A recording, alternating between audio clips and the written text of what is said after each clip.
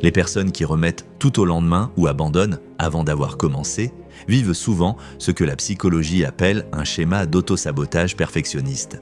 Elles ont appris à douter de chaque pas, à tout repousser, à ne jamais se lancer, non pas parce qu'elles n'ont pas de rêve, mais parce qu'elles ont trop souvent entendu que ce n'était pas assez bien. Elles donnent l'image de personnes organisées, exigeantes, capables de tout visualiser sans jamais passer à l'action, mais à l'intérieur, ce sont des êtres pleins d'idées qui rêvent très grand sans jamais oser y croire. Quand un projet avance, elles trouvent une raison de tout arrêter, presque comme si elles le faisaient exprès.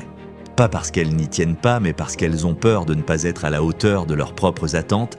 Face à l'échéance, elles procrastinent, plutôt que de risquer l'imperfection. Car depuis longtemps, il n'y a eu ni droit à l'erreur, ni espace pour l'apprentissage, ni encouragement à essayer. Elles ont grandi avec l'idée qu'il valait mieux ne rien faire que de mal faire. Alors, aujourd'hui, elles se protègent en évitant de commencer. Elles avancent très lentement, et au moindre signe de difficulté, elles abandonnent, non pas par paresse, mais par protection de l'estime de soi. Parce que réussir, pour elles, a toujours été lié à la pression de la perfection.